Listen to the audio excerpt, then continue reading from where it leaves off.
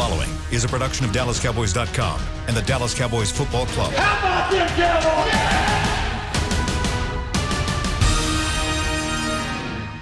This is Talkin Cowboys. Streaming live from the Dallas Cowboys World Headquarters at the Star in Frisco. First down. Handoff. Elliott plowing to the goal line. Buried. Sacked by Lawrence. Prescott keeps it, and he bangs it in for the touchdown. And now your hosts, Isaiah Stanback, Heckma Harrison, Rob Phillips, and Kyle Yeomans.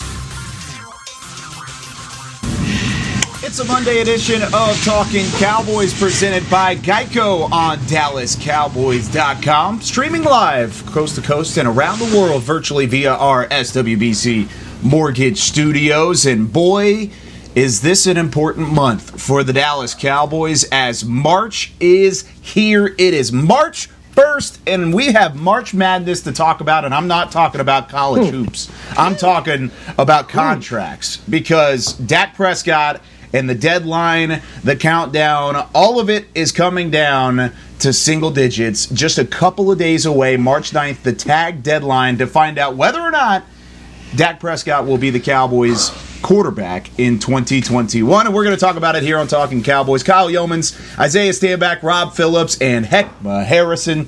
As always, the usual crew. Chris Beam doing a great job from the Star as always. But Rob, it's kind of crazy. This has come down the pipe for like the last 2 years, last two off seasons, and now we're getting into the point where, well, it's do or die for the Cowboys and for Dak Prescott over the next couple of days. Would we have it any other way? Could we have it any other way with Dak Prescott? Really, you know, a lot of the Cowboys deals come down to this. You know, Des Bryant got his deal done in 2015. It was mere hours on July 15th before they got it done to avoid the tag. So, you know, like you said, it's going to come down to a matter of days. March 9th is the deadline for teams to last day before they'd have to tag a franchise tag player. I kind of look at it maybe more an extension of March 15th, something like that, because, you know, sure, they'd have to tag him by March 9th if no deal. It's a placeholder. They could keep talking. The biggest thing would be to get it in place by the start of free agency or by the start of the legal window where you can start negotiating. They've got to create some room. I think they understand that. The question is, can they get the deal done? But I was talking to Dave Hellman about this, Isaiah. Heck, you know, we can talk about the Cowboys free agents and things they need to do and things they'd like to do, but everything is tied to this deal because it all depends on what the cap hit will be on Dak's deal, whether it's the franchise tag or, you know, hopefully you lower it and give yourself some type of wiggle room.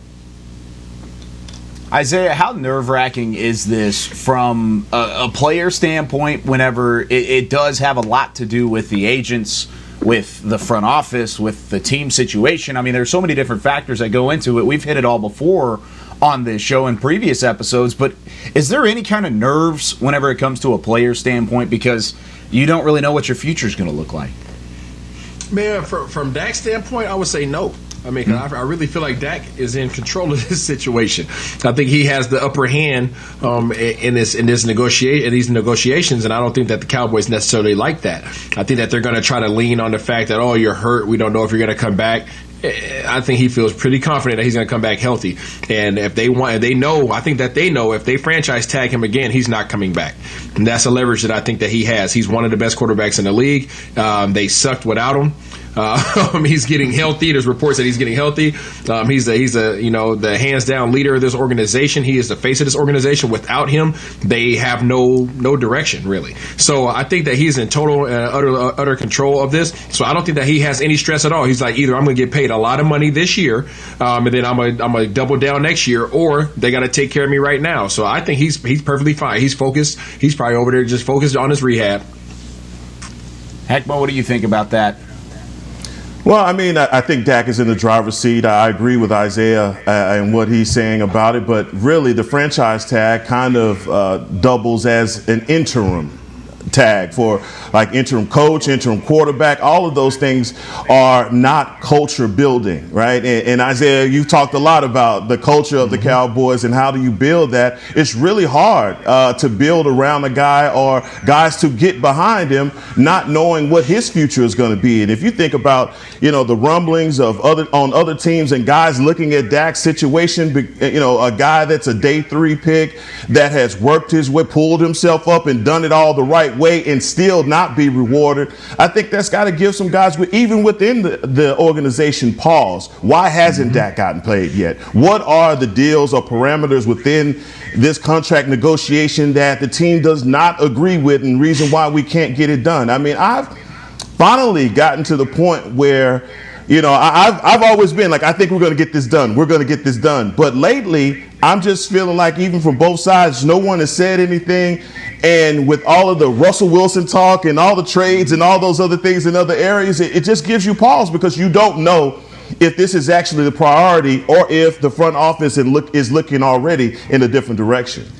I think I've gotten to the point where I'm pessimistic for the first time about getting a deal done. I thought whenever the season was over and we were talking about negotiating contracts, I thought there was a chance you got it done before March 9th. Now, like Rob said to start the show, March 9th is a placeholder. It's not the be-all, end-all in terms of Dak's contract, but right now it just doesn't look like it's going to get done. And if it does, it'll get done right up on the deadline prior to the tag deadline, which is March 9th. But I still think the Cowboys will end up tagging Dak Prescott, and that's just based on my own thought, my own feeling going into it. But I'm like 50-50, Kyle. I'm 50-50 on it. Okay. I don't think so. Well, I think the number of days is not very large. So, and we're going off of 2 years, so I don't know how you can really feel confident about it, to your point. That being said, I think it does sound like the Cowboys want to get it done. I do believe that. I assume Dax wants to get it done, get that type of security. And so I think, especially from the Cowboys' perspective, I just mentioned, look, $37.7 million to carry on your cap going into free agency. They would love to avoid that. Can they figure it out in 8 days, or do they need a little bit more time? I'm kind of with you, Kyle. Like, I got to see it at this point. But Rob, if they don't have it figured out by now, then there's that argument too. I mean, it has been 2 years. Yeah, they can't franchise tag him. I hear you. I hear both of you guys, but they cannot. They can't avoid it. This deal has to get done, or you don't have to worry about talking about Dak next year. Not here. You're saying even if he gets tagged, we just need a little bit more time.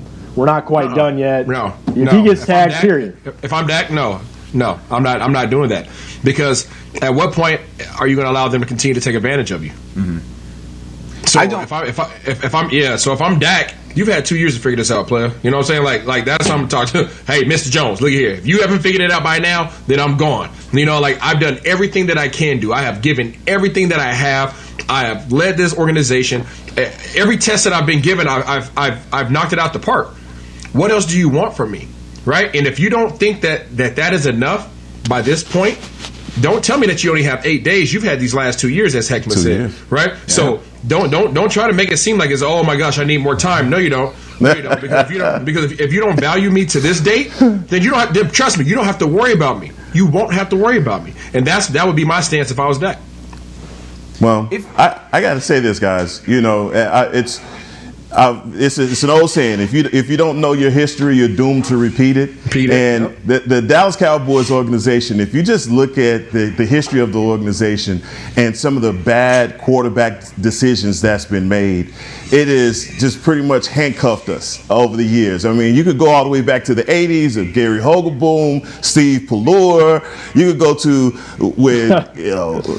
Vinny Testaverde was washed up. You could go to the Clint Stoners, the Anthony Wrights. You could go to the Matt Castle, Drew Bledsoe, Drew Henson, and all of those names don't do nothing but make your stomach give you the bubble guts. When I say that, it's bad. because all of those players did not allow this franchise to go forward based off of that quarterback play, and all of Look, man, I get asked all the time. I mean, I've been in my community almost 20 years. I got all my neighbors asking, when you going to sign Dak? When you going to sign Dak? And that's the answer. So you got the question, but people are on both sides saying, oh, well, we don't need him. And we can save this money to get who? Where are we going to go as far as if you look around, if you're saying, okay, we're going to go into the draft, we're going to get a rookie quarterback. Well, okay. Good luck with that, right? What are you trying to build off of that, and what can you get at 10 after Trevor Lawrence is gone? Then that's a whole nother conversation. But we have to start asking, like, what are we saving this money up for? Because we've had 2 years to get it done. The deal is black and white. I believe it's around the $40 million mark, right? It's $40 million, give or take, right? What are we trying to save? What are we saying?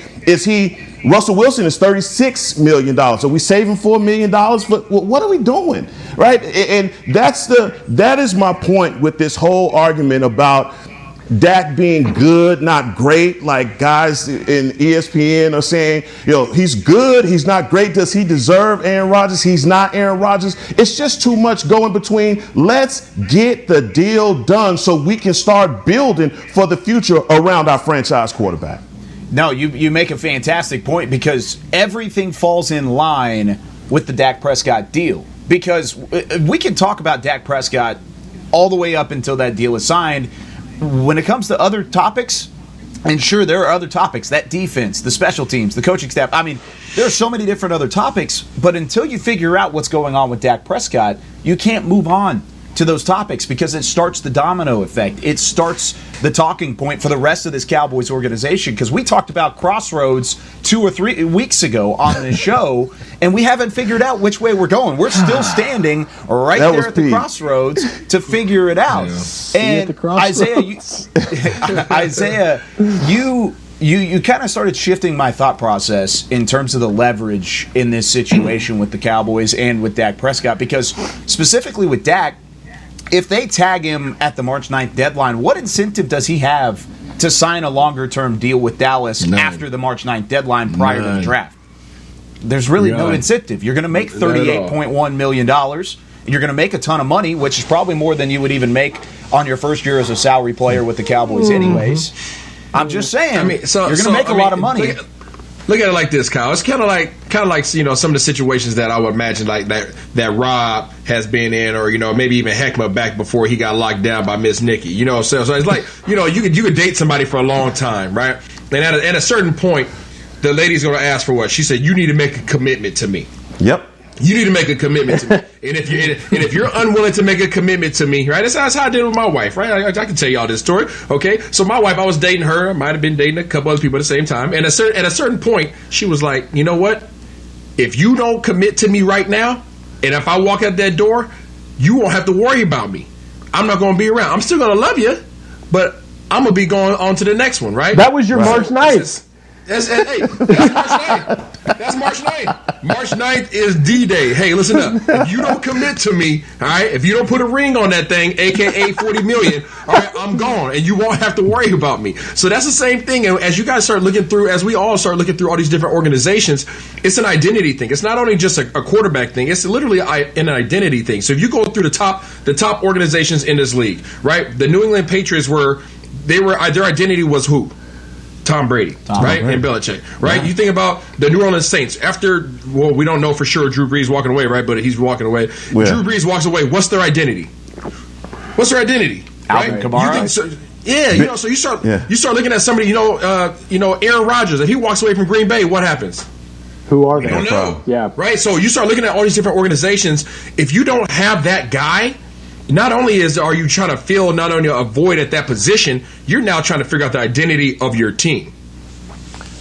Yeah, and we found out, look, Andy Dalton played okay, played pretty good, but look, we saw what Dak meant to the team on the field and in the locker room, and how they struggled with their confidence, believing they could win games. I feel like without him when he went down with the ankle injury. Now, I will say this, and I'm getting in Dak's head here. If it were me, coming off of that really serious injury, I would love to have $100+ million done, signed, delivered this spring, instead of saying, I can you do this, string this out for another year, and I'm getting $37 million guaranteed, and then do this next year. I'd rather get it now. That's just me. I don't know if Dak feels that way. I just feel like there's incentive on both sides to get this thing done. In 8 days, I don't know exactly where they are with these negotiations, but I think at some point, if there's a little bit momentum, I agree with you guys. I don't think it should take that long to figure it out as much as they've been talking, despite the fact there's questions about the cap this year and all that. What is the next domino to fall, Rob, after Dak Prescott? Because, I mean, we can sit here, like I said, we can sit and talk. I haven't thought that far. Yeah. That's my point. That's my point, because like Isaiah said, there's no identity. Then where do you go next? Where do you go? And so I that's know where Heckman would go. That's what's linebacker. Yeah, you would find out. Yeah, exactly. Linebacker. That's what's frustrating to me, looking as an outsider, is if you're that focused and you're that intent on trying to get your franchise quarterback taken care of over not only just this offseason, but the last 2 off seasons, and you know that this is going to be a repercussion of not being able to take that next step, because I don't know if the Cowboys know what the next domino would be once they get this deal done, because you can't really figure that out. And Heckman, like you said earlier, if you don't figure it out, there's no identity, there's no next step, and there's really nowhere else you can go. Yeah, Kyle, you have to figure that out. That's what you're getting paid the big bucks for. You got to know where you're going to go. I mean, 9 days to get this deal done. I expect it to get done. I hope that you get it done. And Isaiah, that was boy, you got some cojones on you when you do the comparison on how you got married and all of that, and the whole competition by committee deal. I would just think that you were sitting there and you were evaluating as Lisa. You At a combine. I'm telling you, but either way, you know what's best for you, and I feel like everyone knows, or at least I feel like those that understand football realize that Dak isn't our problem. We have gaping holes on defense that we have to fix. And we are shining the spotlight on Dak, but guys, we are forgetting about the elephant in the room, and that's our defense. If you want to go over the first 5 games of the season and look at the points that were scored, historically bad defense played those first 5 games. All right, we scored 30 points, but the other teams were averaging 40 points. You can't win many football games that way. And you can't even align the rest of your roster or anything else unless you get this piece done. The salary cap did not do us any favors. And I don't know what the whole mind state is behind being under the salary cap, but still, it's getting us a losing season if we don't have our all-stud quarterback. Hey, heck, you know what? To that point, right? You're absolutely right. We all know that the gaping hole in this entire organization right now is the defense. However, we're going to have to build our defense through what? Maybe a couple draft picks, but mostly through what? Free agency. Free agency, yeah. I don't know. If I'm a free agent, am I going anywhere where there's not a good quarterback? That's a good question. No, that's a good point. Am I going? Answer me this: is JJ Watt going to pick a team that doesn't have a Super Bowl caliber quarterback? Wow. No. He just picked a team, by the way. He just picked Arizona. Really? He's going to Arizona? Hey, Arizona. I retract my statement. Then I retract my statement. That was pretty good. Wow. Dissing Kyler Murray? Goodness gracious. No, he's joining up with D-Hop. That's what he's doing. He's joining D-Hop. Yeah, exactly what he's doing. He's running it back in Arizona with D-Hop. But hey, Isaiah, that's why they got to get this thing done Absolutely. in the next because it affects everything. Now the cap might go up above 180, right? But it's not going to go. Reports are not above like 185 this year. If he's at 37.7, that's 21% of your cap. That's almost as much as Pat Mahomes was on Kansas City's cap. There's nobody else even close. And so how do Whose fault is that? Whose fault is that? I'm not blaming Dak. I'm just saying that's the reality of trying to rebuild your defense. If that's the cap charge, I mean it's now it could be a weird offseason where guys are taking 1-year deals and taking less, and but that's not a lot to bank on, Yeah. Everybody just needs to take a big sigh of relief. Just a big, deep breath in, deep breath out, because there's still a long way to go. I mean, we still got 9 days of this to talk about. I mean, we're gonna have another show next week, by the way, Monday at 11:30 Central Time, where we say, oh well, now there's 48 hours until this Dak deadline. No, he signed. He signed by our next show. He signed. That would be nice. I'd be okay with that. Hey, J.J. Watt picked the team. Dak Prescott can sign a deal, right? When we come back after our first break here on Talkin' Cowboys, we mentioned Russell Wilson last week, and I kind of halfway took it seriously. I didn't really take it seriously, but then it blew up, and now it's a national thing, and there's other people that are talking about Russell Wilson going to the Cowboys. I want to talk about how unrealistic that is, or how realistic it is. When we return on the other side of the break, you're listening to Talkin' Cowboys, presented by Geico. Honey, big news. Gary, are you okay? Oh, I'm not Gary anymore. I'm Jackie Flash. What? See, I want the latest smartphone, but the best deals are only for new customers. So, to get a new customer deal, I changed my name to Jackie Flash. Okay, but the best smartphone deals at AT&T are for everyone, new and existing customers. That's huge. Then guess who's getting a deal? Is it Jackie Flash? Jackie Flash. It's not complicated. At AT&T, our best smartphone deals are for everyone. Restrictions apply. Visit att.com for details.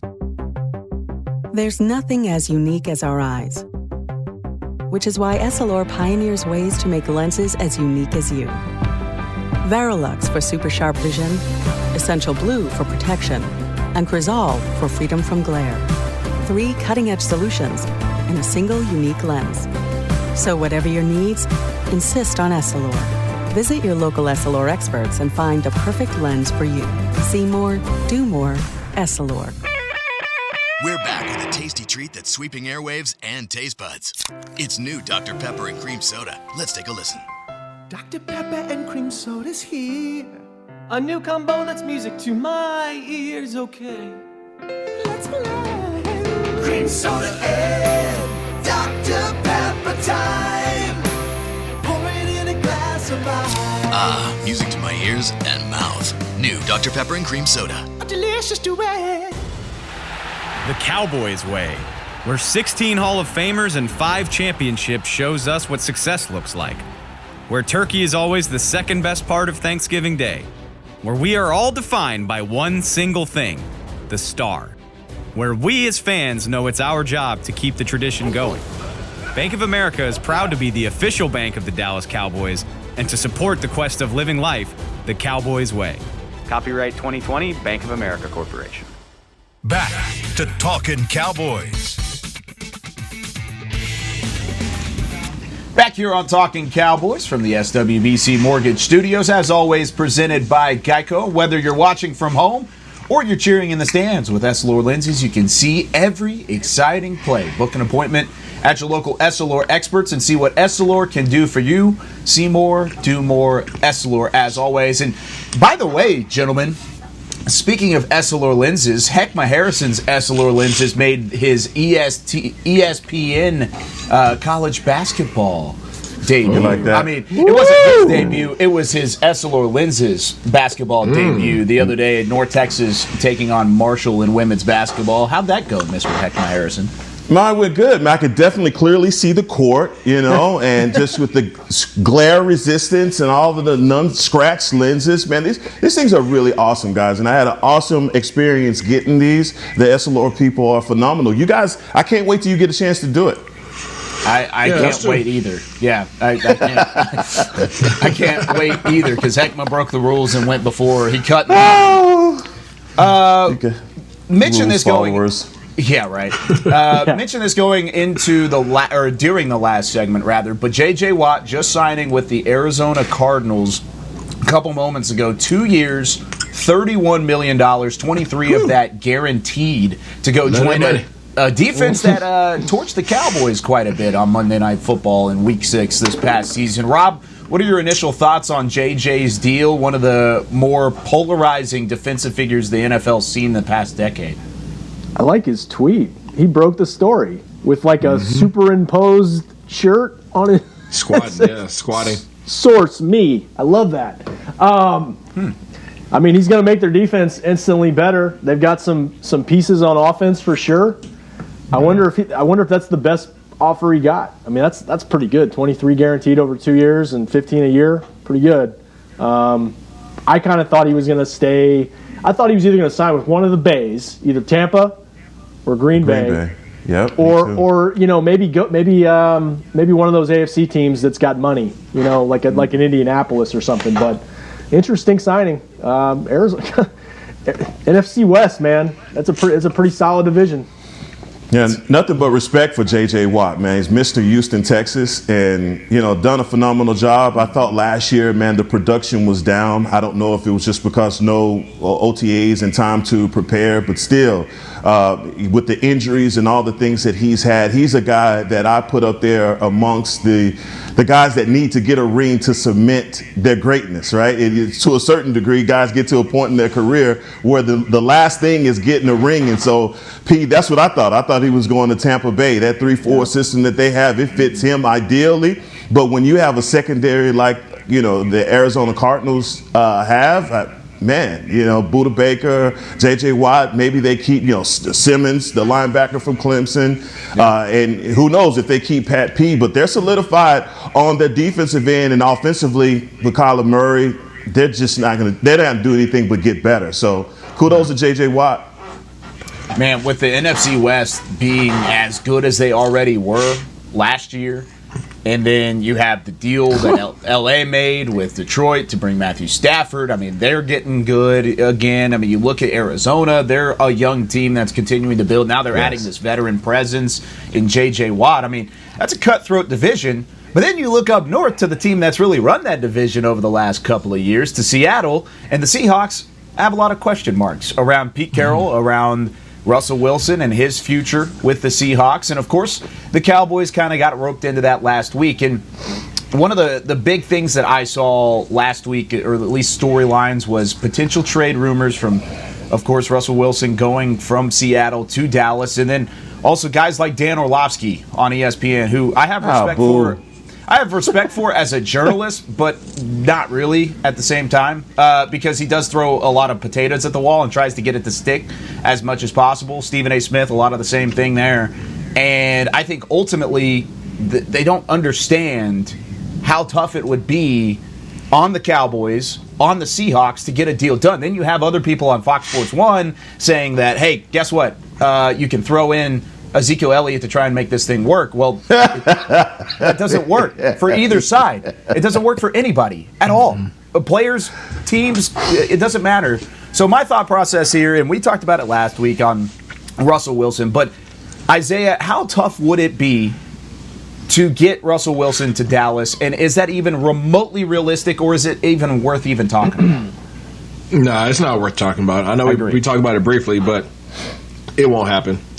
It won't happen. I mean, I can't. When's the last time? I guess Amari Cooper's the last time we gave up any sizable draft positioning to go get somebody. It's not something that Dallas does, and that's something that you would have to do in Seattle, especially with my guy Schneider up there. He's a draft pick hoard, right? He loves draft picks. He knows how to utilize them. He's a genius when it comes to it. So that's what it would take. He's not really interested in high dollar acquisitions. Rob? Yeah, the simple look. The Cowboys want to sign their guy. I'm confident in that. Number one. Number two, this ends the conversation right here. Seahawks didn't even want to trade Earl Thomas back in the day, right? They didn't want to do that. To trade Russell Wilson, it would cost them almost $40 million just to get him off of their team. Like their best player, Hall of Famer. That makes no financial sense. That makes no sense in terms of trying to win football games. I don't know if they're going to work it out up there. He's obviously not happy about something, particularly, I guess, the way he's been protected up there. But I just don't. It's fun to talk about nationally, but I just don't think it's a story, especially not for the Cowboys. I think Sierra's tired of the rain. I'm pretty sure that's what it is. I like it. Come on, let's play with this idea for a second, all right? And I mean for a very short second, guys. You're right. P, to $40 million just to get out of town, who does that besides the Boo Eagles, right? And so you wouldn't think that Seattle would pull something like this off. And where are all these rumblings coming from that Russ wants to leave Seattle? And, I think it's a lot of intrigue, and people are talking about, I've seen those memes of him in the Cowboys uniform.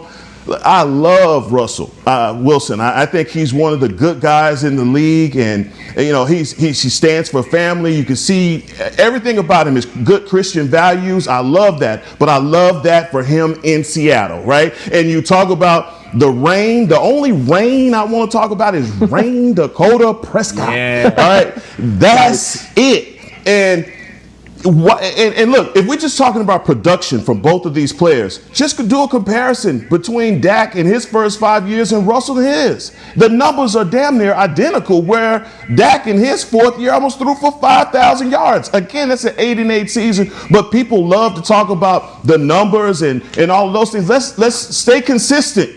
When you want to talk about the numbers about Russ and you want to talk about Dak, they're identical. So you're giving up a younger version of Russell Wilson for an older Russell Wilson.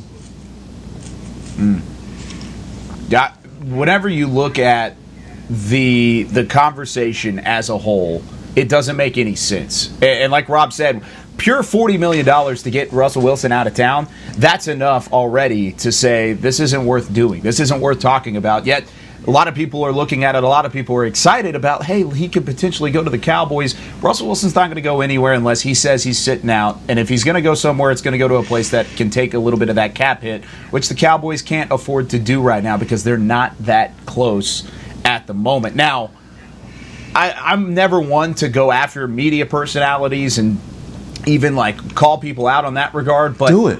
Ultimately, well, I already did with Dan Orlovsky and Stephen A. Smith. Okay. They're spread so thin. Can we get them some help producer-wise up there? Can we get somebody that knows the landscape of how the NFL works to be by their side and feed their own opinions into their ears? Because first it was the Dak hype video, or the hype video that the Cowboys put out, or that our department put out. And then ultimately it was apparently a slap in the face to Dak Prescott, which is not the case, was never the case. And then on the other side, it's now this, talking about Russell Wilson's going to be a Cowboy. It's stupid. It's a reach. It's annoying. I'm fed up with that conversation. What you say, Kyle? It's really, really dumb. It's so dumb. It is so dumb. You don't know. Hey, Kyle, they love keeping that star in their mouth, man, and that's what we do. We have so many haters, and that's what they want to do. I mean, they want to sabotage our cap. They want to do so many things. I mean, and talk about like when you said it ends the conversation when you talk about a team taking on a $40 million cap hit. Oh my gosh. Well, I think originally the report, I believe, came from his agent saying this is the list of teams he would go to. What team gets more talk and buzz than the Cowboys? Maybe there was some maybe that was orchestrated a little bit, So, sex sells, and the Cowboys are sexy, baby. No matter. Hello.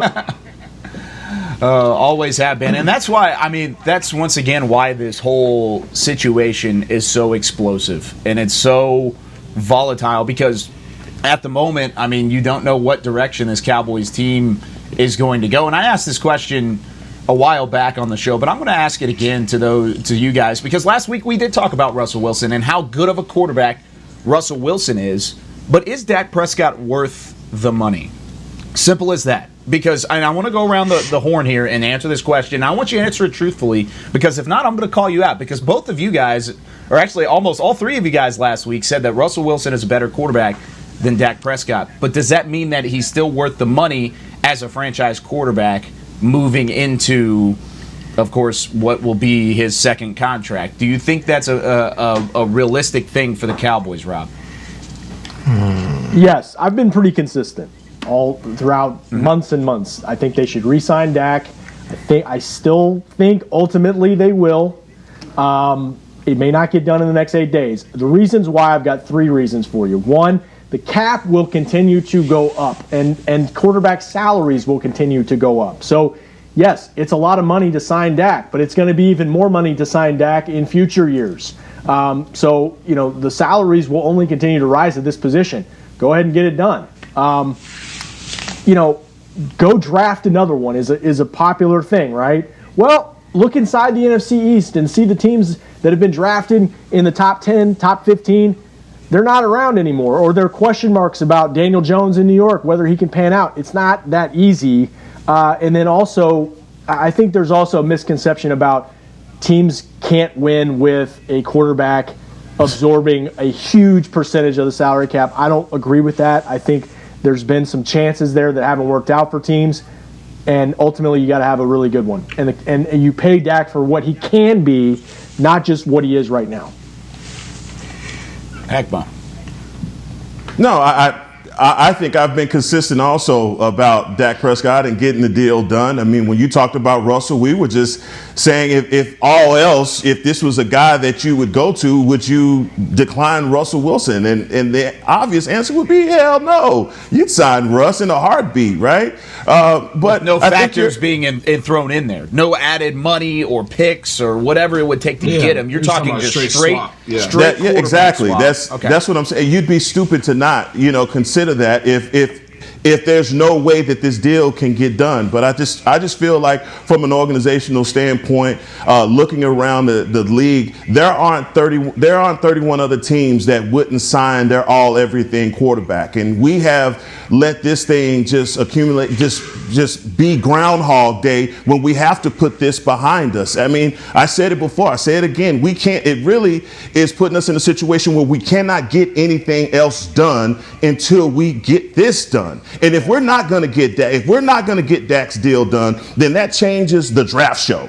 All right, now instead of talking about getting a quarterback and all of that other stuff, now you're talking about maybe putting some deals together to get a high quarterback pick, right? Getting up really high to pick a guy. So I think it changes so much. We're at the crossroads. We got to make a decision, and Dak is right here, and I don't believe that we should be saying, oh, is the ankle going to heal, any of that. That's the same mistake that San Diego made with Drew Brees with his shoulder. Did it heal? I think it healed. Comparing Dak Prescott to Drew Brees, we have new heights now set on this negotiation on Talkin. What do you think? I mean, what do you think Dak is, man? I mean, like, what? When you do a comparison with Dak, where do you put Dak? I mean, if I can't say Dak and Drew Brees in the same sentence, then who is Drew Brees in the same category as? Who can Dak be in the same category as? We were talking about Carson Wentz and all these other guys. Exactly. Now they're no longer in the NFC. Now what we talking about, man? We can't just keep moving this thing back and forth. When I say Dak and Drew Brees, it's like, but it's Dak Prescott. Come on. It's not rookie of the Kyle's jabbing the pen. That's what he's doing. He's needling us. But he got me. But Drew Brees is not the comparison. It's like Heck said. It's Carson Wentz. It's Goff. It's Derek Carr. This is the going rate for an above average quarterback in this league. That's what you have to do to keep a guy in this position. So. And he's got more ability, or he's shown as much ability as any of the quarterbacks that got deals already. I'm trying to think. Tannehill, other ones. Based on what he did last year before the injury, again, to me, you're paying also for what you think he can develop into. You look at what Russell Wilson, Heck made the comparison, what Russell Wilson developed into. I think that's what you're projecting with Dak over the course of a 4 or 5 year deal. It's not about right now is he Drew Brees. Doesn't matter. It's what you project him to be. Isaiah. Well, I have not been consistent in terms of Dak Prescott. I was unaware that the Cowboys were unable to formulate victories without Dak Prescott. I figured that somebody else could step in with the same resources, which then weren't the same resources because the whole offensive line was in there with Jim and Britt. But I was under the impression that somebody else could step in with those same resources and do his job.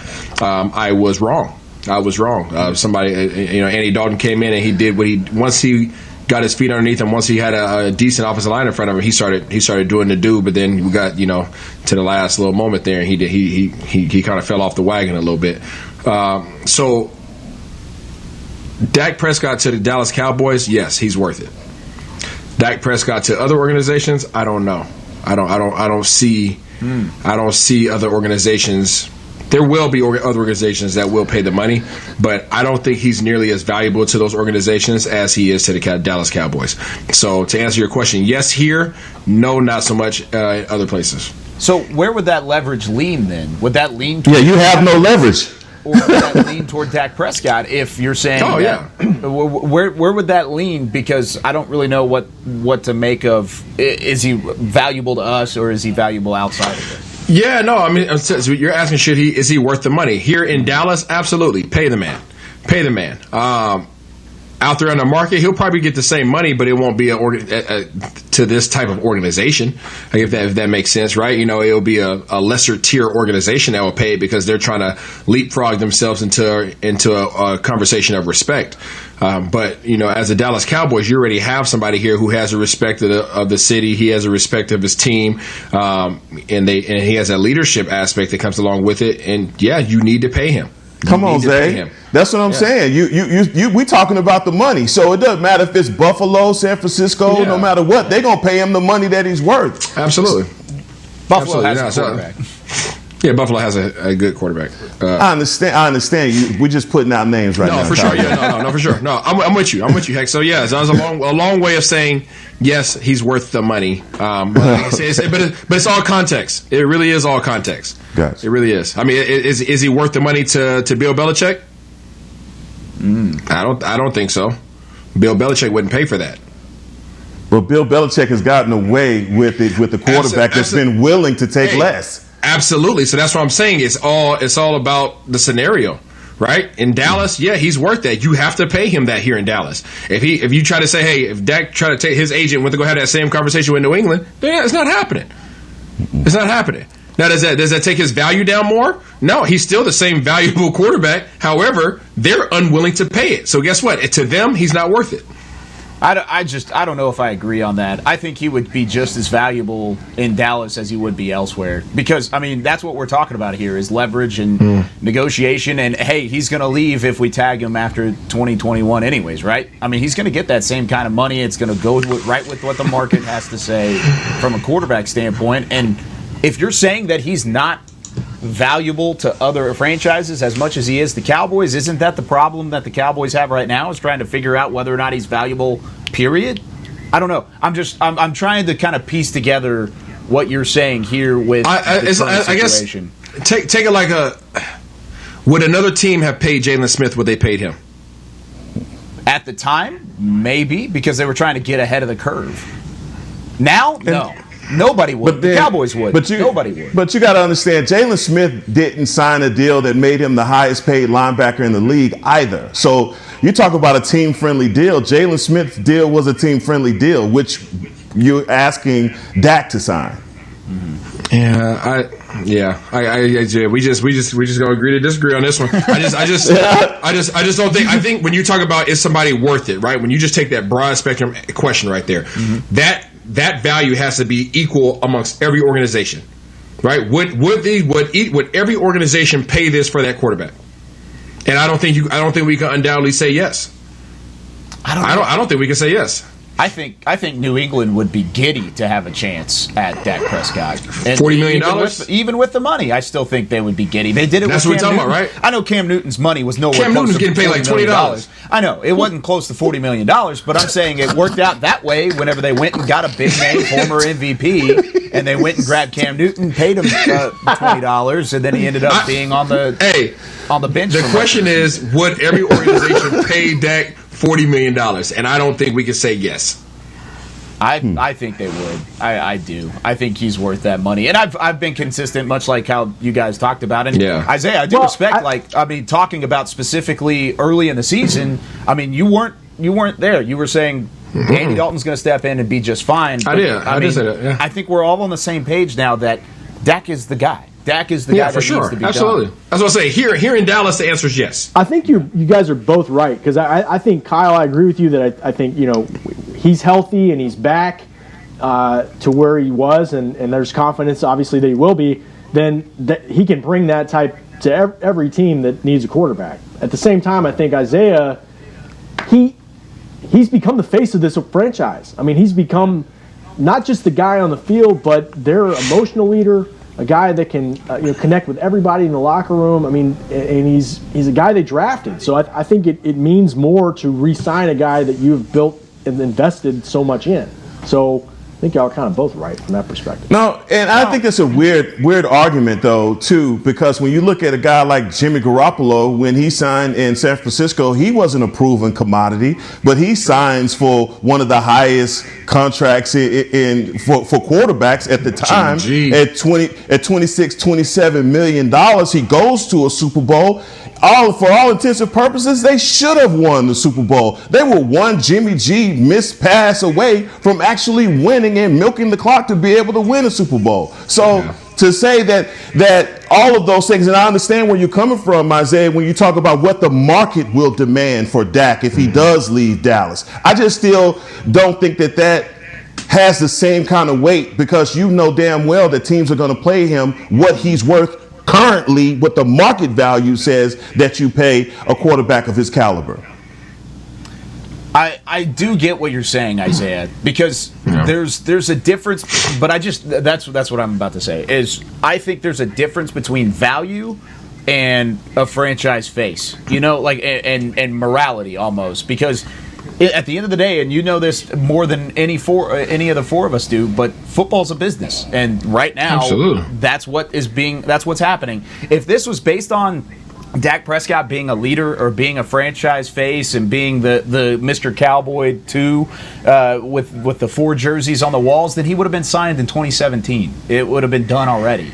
And it just isn't the case, because negotiations and contracts and all sorts of stuff get in the way, because the business gets in the way more than it does the personality side. It's just so much deeper. As people talk about the money and the contract, it's so much deeper than just the numbers. It's so much deeper than that. I mean, it's hard. It's hard for people to grasp it. It's hard for people to understand, I guess, really what I'm saying, because if you called Tampa Bay right now, it's like, hey, get rid of Tom Brady, take on a $40 million Dak, they'd be like, hell no.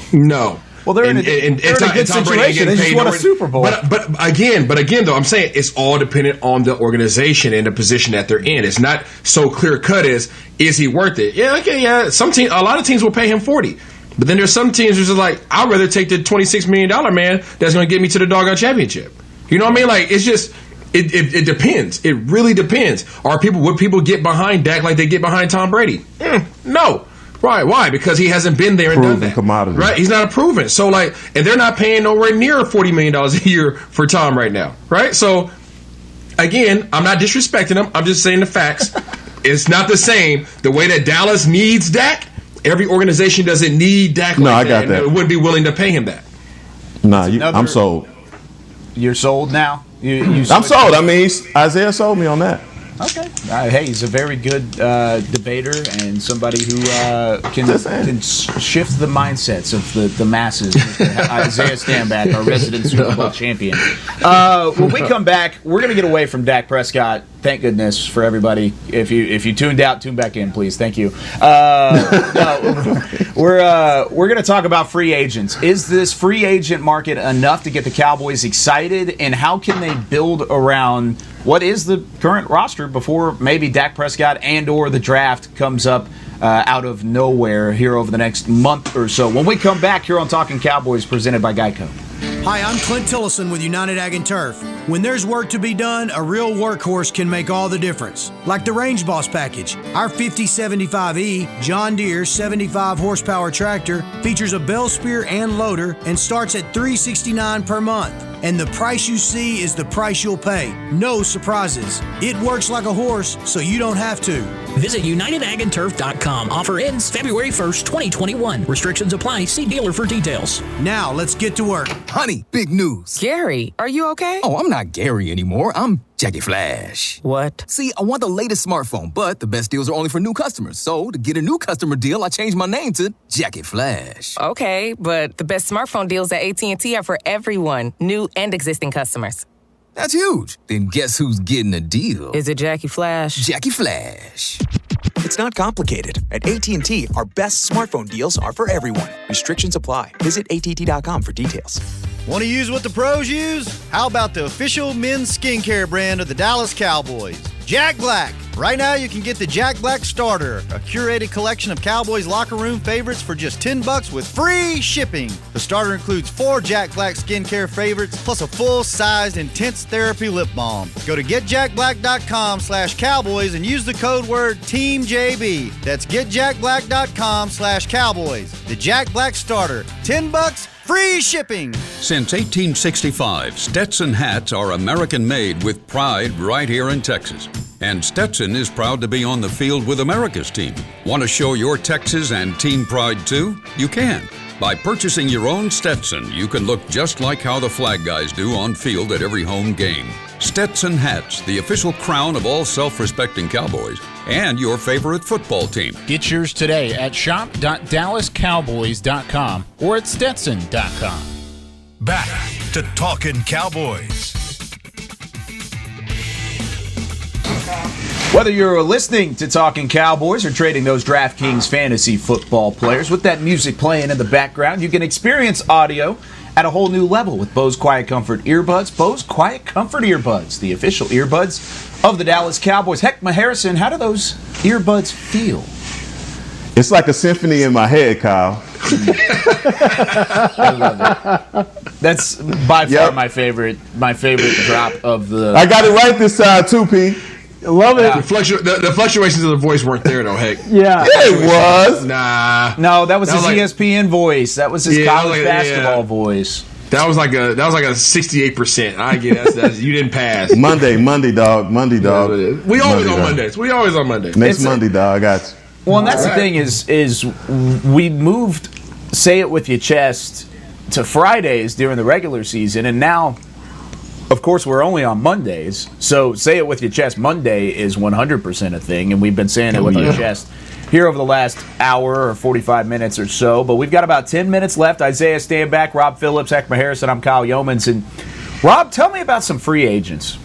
Because whenever I look around the NFL and I'm looking at some of the potential pickups for the Cowboys, because last year we saw them build via veterans moving into the draft, and I felt more excited about the free agent crop last year than I do right now, because I'm looking at this free agent selection and it doesn't excite me to any extent, especially, and maybe this is just based off of how poorly free agency went for the Cowboys last year with Dontari Poe, Gerald McCoy, Clinton Dix, Everson Griffin. I mean, we had a lot of fun doing free agency shows last year until, the free agency stuff didn't really work out. And so what does it look like this year? What is the general overarching look of the free agent market, and how could potential players shape the Cowboys? I hate to not be able to answer your question, but I mean, we just spent 45 minutes on Dak Prescott for good reason. Because, again, if they can't get that cap number down, to me, it's just they're going to be hard pressed to make impact signings. However, number one, they could get the cap number down with a deal done. Two, every team's faced with this problem. And you're already seeing some cap casualties around the league, some guys getting cut to save cap space. And, it's very possible that guys will take one-year deals in certain spots and bank on the cap going way up next year with hopefully a return to mostly normal life. So you're seeing, I've been saying defensive tackle might be the biggest need on this roster, not counting getting Dak signed. Kawan Short is a guy that got cut by Carolina. Jarrell Casey in Denver. I don't know if those are guys that would fit for the Cowboys necessarily. I'm just saying, they are proven veteran guys, and Kyle, I know what you're saying. They signed some veteran guys that did not work out last year, but there may be opportunity to sign guys at cap-friendly deals because every team is dealing with this problem. A few teams have cash, a lot of teams don't. Kawan Short, we could go get another Carolina defensive tackle retread. I'm just saying. I'm just throwing out names. No, I like it. I just, when you said Carolina, it brought back bad memories. Yeah. Flashbacks. And what they say, insanity by definition is repeating the same thing. Come on, man. We just When we talk about Dan Quinn has one hell of a job on his hands, and he's going to have to fill in some blanks here, some spots pretty quickly. And P, you're right. Without the salary cap answers, we don't know if we can go after a Leonard Williams, right? We don't know if we could get a stud like that. I'm looking at Ken O'Neal, the free safety from Atlanta, and the only reason why he's attractive to me is that he's played in Dan Quinn's system. Guys like KJ Wright, who has played in Dan Quinn's system. I think those are guys that, well, especially a KJ Wright, can come in and be a tone setter, a culture changer. Yeah. That's what you need. You need a culture changer. We just didn't look that good last year. When you talk about a culture, we had a quarterback that got knocked. We had a quarterback that got knocked unconscious versus the Washington football team, and nobody came to his defense. We've got to change that. That's a culture thing. You know, guys have got to be willing to put it on the line for each other. And so if we can bring in those kind of guys, then I think it changes our team immediately. You saw exactly what Tampa Bay did, bringing in Tom, AB, Gronk, guys like that. But you already had to have the nucleus of players already there. Do we have that nucleus of players here is really the biggest question. That's a good point. Yeah. I don't know. I'm looking at this list too. I'm not really intrigued by much on here. Not at the positions that we need it. You know, I think the D tackle I think is number one. So you know, we've talked about it extensively. We need to find a dog, man. We need to find an absolute, complete, unadulterated dog who's going to come in. Obviously, the linebacker. It'd be nice to have KJ. KJ's my dog. It'd be nice to have KJ, but because KJ, I think can really coach up those other two guys to get those guys on the right page. But we have to figure out the defensive line, and I know everybody's talking about the secondary. Your secondary doesn't have to be as good when your defensive line is amazing. Hallelujah, amen. So Tampa Bay, you can get exactly Tampa Bay. If they don't have time you don't have time to throw. You know, my guys don't have to cover that long, so makes guys better instantly. So it's more so could be coached up. Not to say that we don't need to address it. We definitely still need to address it. However, I think all of our attention needs to be placed immediately on securing some dogs up front, checking our health of our guys that got hurt, and then also filling those gaps and making sure that our front seven is too deep, right? Too deep front seven, right? This year's taught us that. Make sure that your front seven would just have the best 7 guys. No, we need like 13 guys that can go get it and then go figure out your secondary. So I kind of want to play devil's advocate just a tad bit, a little bit more than I already have this entire episode. But both Heckma and Isaiah, you both mentioned KJ Wright, and you're bringing him in as a veteran and your words were to coach up the other two guys, talking about Leighton Vander Esch and Jalen Smith. Haven't they already had that in Sean Lee? Haven't they already had? I mean, who better to coach up a player than a guy who should be the defensive coordinator at some point in his later lifetime after football? When I say coach up, I mean actually be able to show them too. Yeah. Not just from the intellectual side of things. It's also how you're. So Sean. I mean, that's no disrespect to Sean. I mean, I was an injury guy. I face a lot of injuries. You can't control it. It is what it is. You can just control how you get back from it. But there's something to be said about the guys who go about doing business the right way, who go about being professionals the right way. You won't find KJ being flashy. KJ's the most chill cat. You know, I think he got his little side businesses he does, and you know, he's a great teammate who watches film and, you know, just does what he's supposed to do. He's where he's supposed to be at. You know, you don't have to worry about him wearing glasses in post-game interviews and stuff. So, I mean, I think there's just a way of how he approaches the game, how he could be super valuable. It's going to take a lot for KJ to leave Seattle.